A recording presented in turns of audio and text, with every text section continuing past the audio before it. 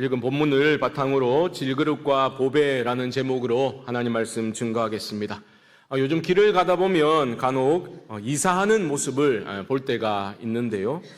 예전과는 참 많이 달라진 모습이로구나 그런 생각을 하게 됩니다.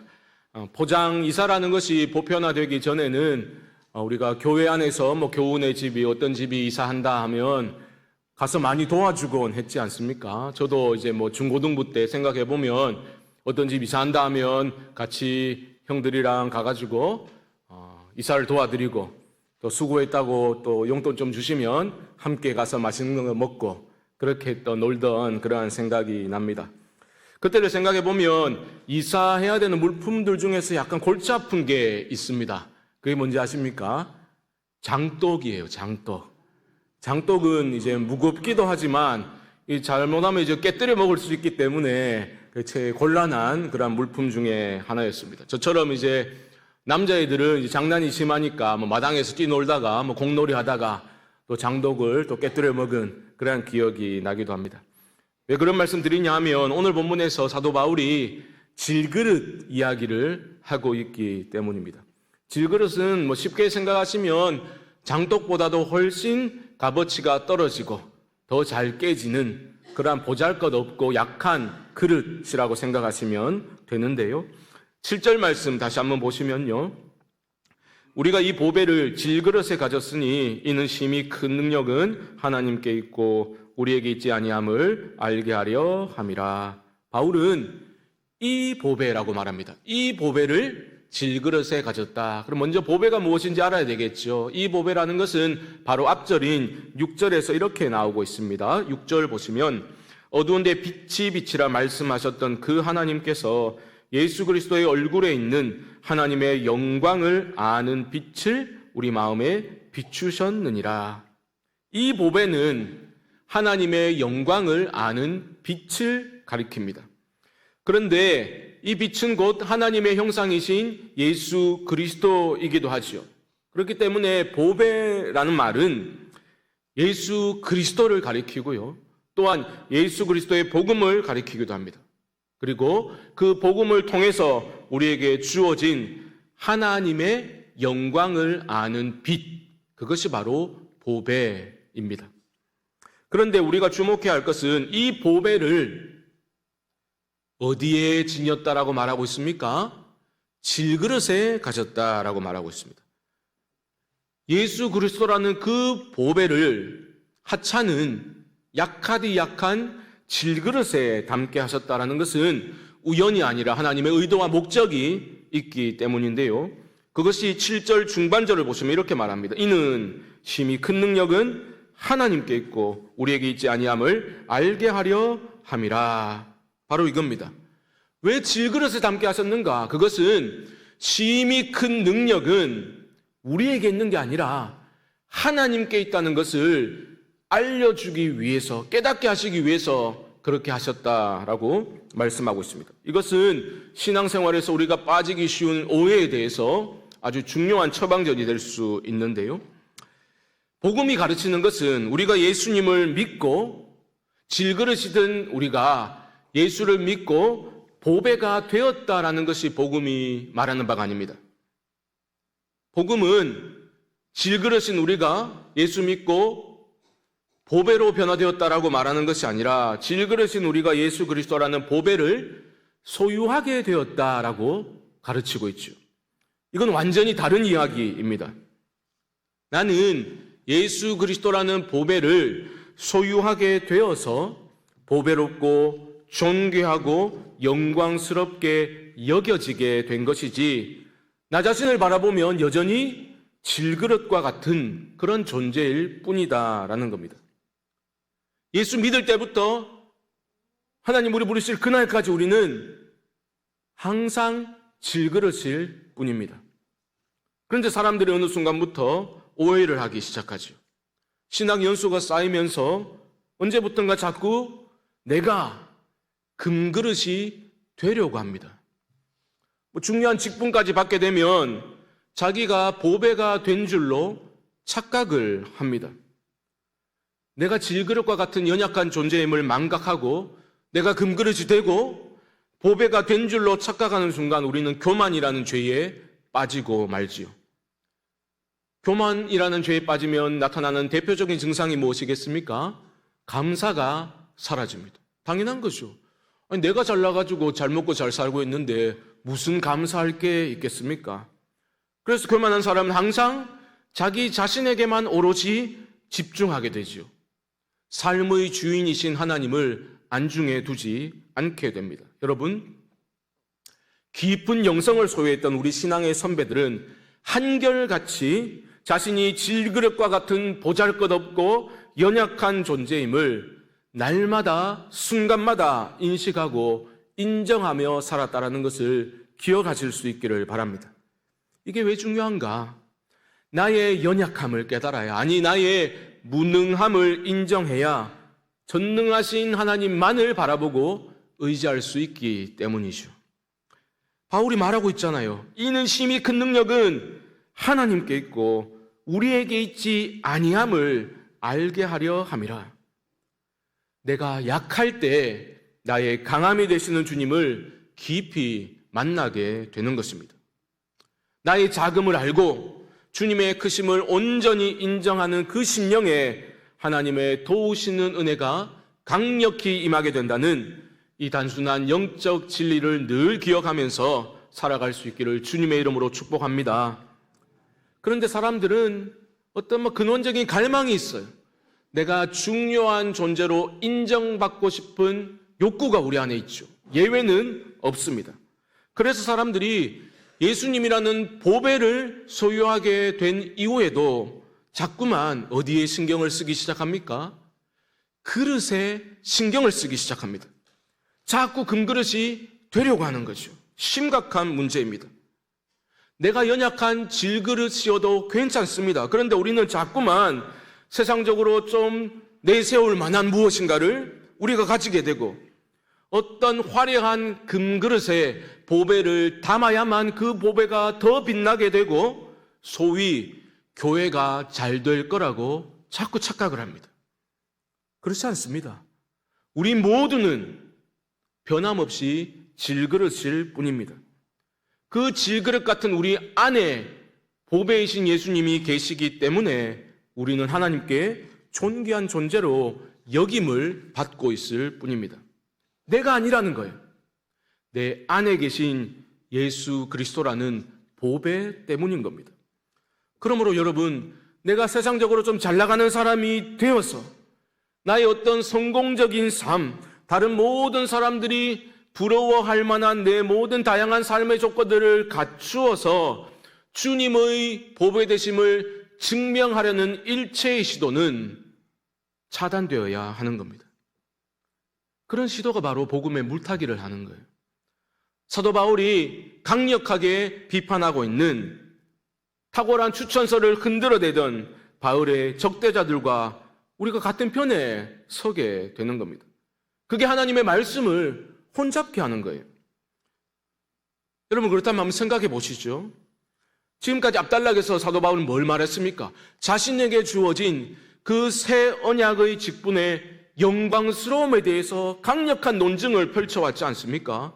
한마디로 영광에 대해서 계속해서 얘기하던 바울이 왜 갑자기 하찮은 약하디 약한 질그릇 이야기를 가지고 들어온 겁니까? 그 이유는 바로 질그릇이야말로 하나님의 참된 영광을 제대로 드러내 보여줄 수 있는 하나님의 지혜이기 때문입니다. 그 당시 고린도 교회를 어렵게 만들었던 순회 설교자들, 바울의 적대자들은 한마디로 금그릇을 자랑하던 사람들이었죠. 그들은 대놓고 자신들이 사도 바울보다 훨씬 더 탁월한 능력을 가지고 있다고 자랑스레 떠들어댔습니다. 하지만 바울은 뭐라 말합니까? 우리는 우리를 전파하지 아니하고 오직 그리스도를 전파한다라고 말했죠. 적대자들은 보배이신 그리스도를 드러내는 것이 아니라 자신들을 드러냈죠. 금그릇을 자랑한 겁니다. 승리주의 복음을 외치면서 모든 일에 승승장구하고 어려운 일도 겪지 않고 너무나 풍요로운 삶을 이어가던 그들의 모습을 자랑스레 그렇게 내밀면서 모진 고난을 당하면서 사역을 하고 있던 사도 바울을 비방했다라는 겁니다. 그들은 고난과 수치로 점철된 사도 바울의 사역은 하나님의 영광을 가리는 거라고 그렇게 비방을 했던 겁니다. 사도 바울은 그게 아니다라고 지금 말하고 있는 거죠. 이미 1장에도 고난에 대해서 사도 바울이 말을 했지 않습니까? 바울은 지금 내가 당하는 이 모든 고난은 내가 예수 잘못 믿어서 당하는 고난이 아니라 오히려 예수를 너무 잘 믿기 때문에 예수님과 온전히 연합된 자로 살아가고 있기 때문에 그리스도의 고난이 내 삶에서 나타나고 있는 것이다라고 주장하고 있는 겁니다. 내 고난은 하나님의 영광을 가리는 것이 아니라 오히려 하나님의 참된 영광이 어디에 있는지를 보여주고 있는 거야 말하고 있는 겁니다. 자신 있게 말할 수 있었죠. 왜냐하면 기독교의 영광은 바로 십자가의 역설적인 영광이기 때문입니다. 여러분, 우리야 십자가 기독교의 상징이니까 그렇게 귀하게 여기지만 십자가가 무엇입니까? 수치의 상징 아닙니까? 처참한 실패의 상징입니다. 그런데 하나님은 그 십자가를 역설적으로 하나님의 승리와 하나님의 영광과 하나님의 강함을 드러내는 도구로 사용하셨지요. 그래서 사도 바울이 뭐라고 말했습니까? 나는 십자가에 달린 그리스도 외에는 아무것도 알지 아니하기로 작정했다라고까지 말하지 않았습니까? 그러니까 오늘 본문에서 사도 바울은 질그릇 이야기를 통해서 다시 한번 자신이 당하고 있는 고난 때문에 자신을 비방하는 자들에게 맞서고 있는 겁니다. 너무나 보잘것없고 연약한 그 질그릇 같은 자기 자신의 고난받는 모습을 사도 바울은 감추지 아니하고 오히려 드러내고 있는 거죠. 왜냐하면 질그릇이어야만 보부의 신분을 제대로 드러낼 수 있다고 사도 바울은 믿었기 때문입니다. 심히 큰 능력이 하나님께 있고 우리에게 있지 아니한 것을 사도 바울은 질그릇과 같은 자신의 연약한 삶과 고난으로 점철된 사역을 통해서 증명하고 있는 겁니다.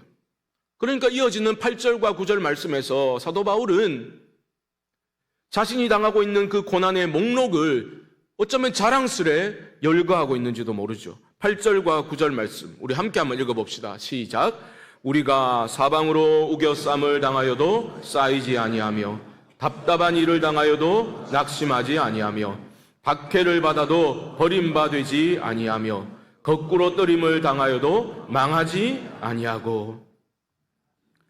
새 언약의 일꾼으로 사역을 감당하는 바울에게 있어 이런 고난들은 과거의 한 특정한 시점에 일어났다가 지금은 완전히 종결되어 버린 그런 문제가 아니라 지금도 여전히 계속해서 자신의 삶에 일어나고 있던 진행 중인 사건이었던 겁니다. 그것을 지금 현재 시제로 표현하고 있는 거예요. 그렇기 때문에 그 고난이라는 것은 사도 바울이 맡은 영광스러운 직무에 포함되어 있다라고까지 생각해 볼 수 있는 거죠. 그러니까 수치스러운 일이 아닌 겁니다. 영광 가리는 일도 아닌 겁니다. 왜냐하면 사도 바울이 볼 때는, 아니 믿기로는 그가 당하는 이 모든 고난은 그리스도가 당하신 고난, 예수 그리스도의 죽으심과 부활과 밀접히 연결되어 있기 때문입니다. 그게 바로 10절 말씀입니다. 10절을 보십시오. 우리가 항상 예수의 죽음을 몸에 짊어짐은 예수의 생명이 또한 우리 몸에 나타나게 하려 함이라. 놀라운 주장이죠. 바울은 지금 자기가 당하고 있는 고난을 어디에 연결시키고 있습니까? 예수님의 죽음에 연결시키고 있습니다. 끊임없이 자신의 삶에 지금 닥쳐오고 있는 그 고난을 강조하기 위해서 뭐라고 말합니까? 항상 예수의 죽음을 내가 몸에 짊어지고 살아가고 있다라고 말합니다. 여러분 이걸 잘 보셔야 됩니다. 자기가 욕심 부리다가 자초한 고난을 아이고 이게 다 제 십자가지요 이렇게 말하는 게 아닙니다. 바울은 예수 그리스도의 그 십자가의 전달자로서 새 언약의 일꾼으로서 복음을 위해서 당하고 있는 그 모든 고통스러운 경험들을 표현하면서 우리가 항상 예수의 죽음을 몸에 짊어지고 있다라고 말하고 있는 겁니다. 바울이 이렇게 말할 수 있었던 근거는 무엇입니까? 그가 당하고 있는 이 고난에 하나님의 목적이 있음을 확신했기 때문입니다. 그게 바로 10절 하반절에 이렇게 나오죠. 보십시오. 예수의 생명이 또한 우리 몸에 나타나게 하려 함이라. 여러분, 앞서 열간 고난의 목록들을 생각해 보십시오. 우겨쌈을 당하고 답답한 일을 당하고 박해를 받고 거꾸로 뜨림을 당하는 것, 이 모든 것들이 목록들이 뭡니까? 항상 예수의 죽음을 몸에 짊어지는 것, 이게 지금 그것을 표현하고 있는 거죠. 그렇다면 사방으로 우겨쌈을 당해도 쌓이지 아니하고 답답한 일 당해도 낙심치 아니하고 박해받아도 버림받지 아니하고 거꾸로 뜨림을 당해도 망하지 않는 것은 무엇입니까? 바울의 몸에 예수의 생명이 나타난 거예요. 그 모든 고난에서 자신을 건져주셨기 때문에 이것은 하나님의 구원을 뜻하는 거죠. 이 구원이 곧 예수의 생명이 내 몸에 나타나는 것이다. 바울이 그렇게 말하고 있는 겁니다. 여러분 잘 보십시오. 지금 바울은 자기가 고난 당하고 있잖아요. 그 고난이 얼마나 힘든 것이었는지를 강조하고 있는 게 아닙니다. 그 고난을 통해서 그가 체험하게 된 예수의 생명에 집중하고 있는 거죠. 자신을 건지신 하나님의 구원의 손길에 집중하고 있는 것입니다. 그러니까 고난으로 점철된 사도 바울의 삶 자체가 하나님의 구원을 강력히 증언하고 있는 거죠. 여러분, 제가 여러 번 말씀드렸죠. 성도가 예수 그리스도를 위해 당하는 모든 희생과 고난은 결코 고난 자체로 마감될 수 없습니다. 왜냐하면 하나님의 목적이 있기 때문입니다. 그 목적이 무엇입니까?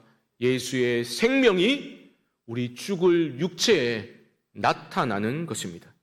이것을 이어지는 11절에서 이렇게 부연 설명하고 있죠. 11절 말씀 보시면 우리 살아있는 자가 항상 예수를 위하여 죽음에 넘겨짐은 예수의 생명이 또한 우리 죽을 육체에 나타나게 하려 함이라. 바울은 망설임 없이 말하고 있습니다. 우리는 항상 예수를 위하여 죽음에 넘겨지고 있다. 감추고 싶은 부끄러운 일이 아닙니다. 왜냐하면 예수 그리스도의 종으로서 주인처럼 겪고 있는 고난의 연속이기 때문이죠. 지금 바울이 예수를 위하여 죽음에 넘겨지는 것은 자기가 당하는 고난을 말하는 거거든요. 그것은 너무나 종다운 일이죠. 종다운 게 뭡니까? 주인 닮는 거 아닙니까? 주인의 가치를 받아들이고 주인 따라가는 게 종다운 거 아닙니까? 로마서 14장 8절 말씀 보십시오. 우리가 살아도 주를 위하여 살고 죽어도 주를 위하여 죽나니 그러므로 사나 죽으나 우리가 주의 것이로다. 예수 그리스도의 영광의 빛이 우리에게 임했을 때에 우리는 믿음으로 예수님을 나의 주님으로 영접했죠. 나의 주인님, Lord, 나의 임금님으로 우리는 영접을 한 겁니다. 우리 주님은 우리 삶의, 내 삶의 진정한 주인이 되시려고 십자가에 달려 죽으시고 부활하셨죠. 이어지는 로마서 14장 9절 말씀 보십시오. 이를 위하여 그리스도께서 죽었다가 다시 살아나셨으니 곧 죽은 자와 산 자의 뭐가 되려 하심이라? 주가 되려 하심이라. 우리의 주인 되시려고 주님이 십자가에 달려 죽으시고 부활하셨다.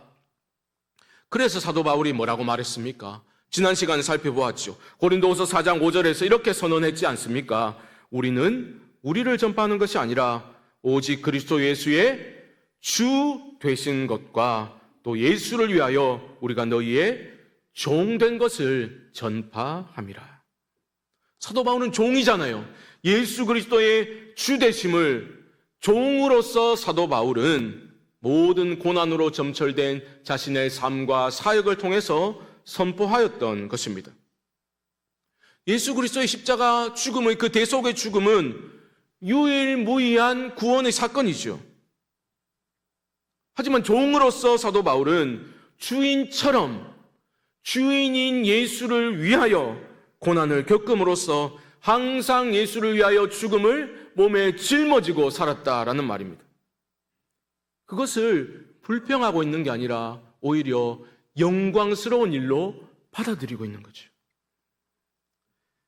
오늘 본문의 마지막 절인 12절은 바울이 겪고 있는 그 모든 고난은 그리스도와의 연합을 통해서 그리고 그리스도를 따라 섬기는 삶을 통해서 드러나고 있음을 다시 한번 강조하고 있는데요. 12절 말씀 보시면 그런즉 사망은 우리 안에서 역사하고 생명은 너희 안에서 역사하느니라.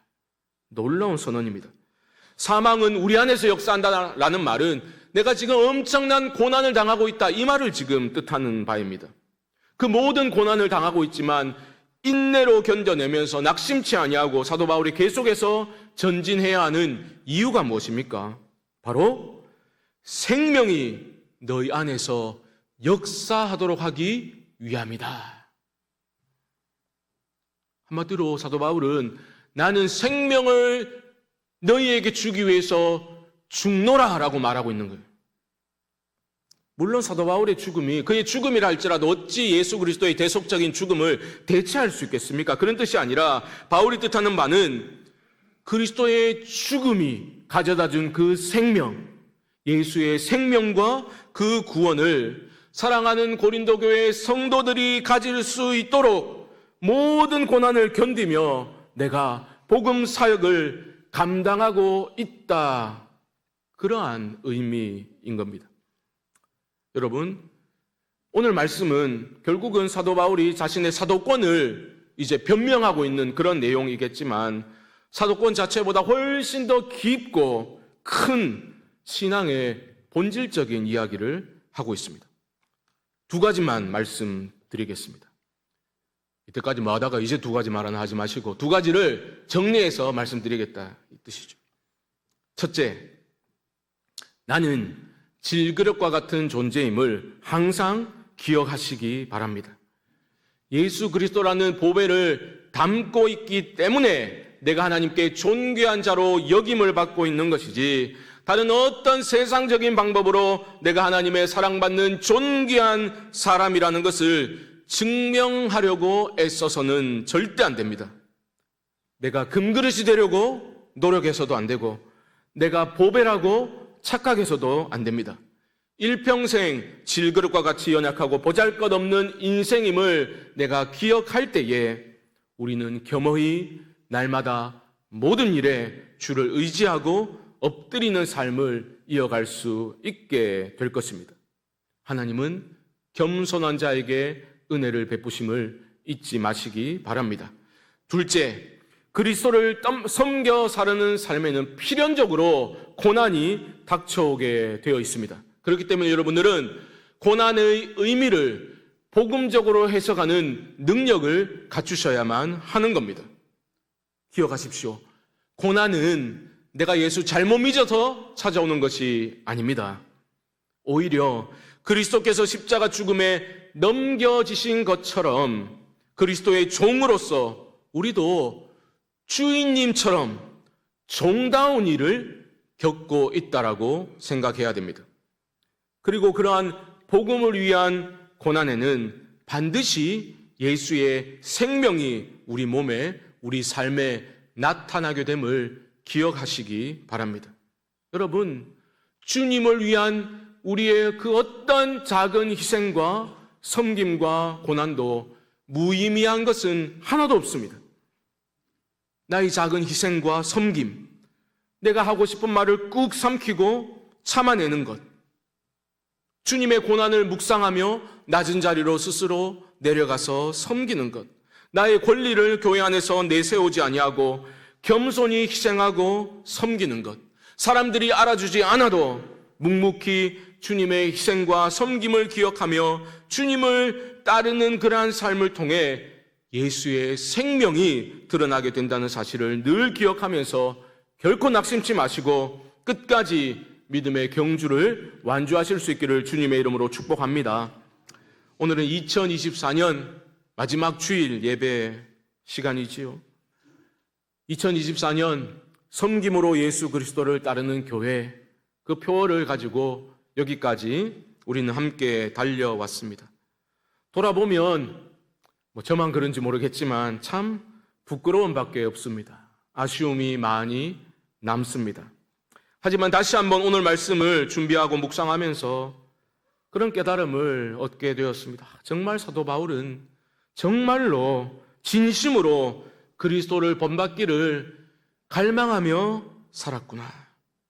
그래서 그 모든 고난을 온 마음으로, 온 몸으로 받아낼 수 있었구나 깨닫게 됩니다.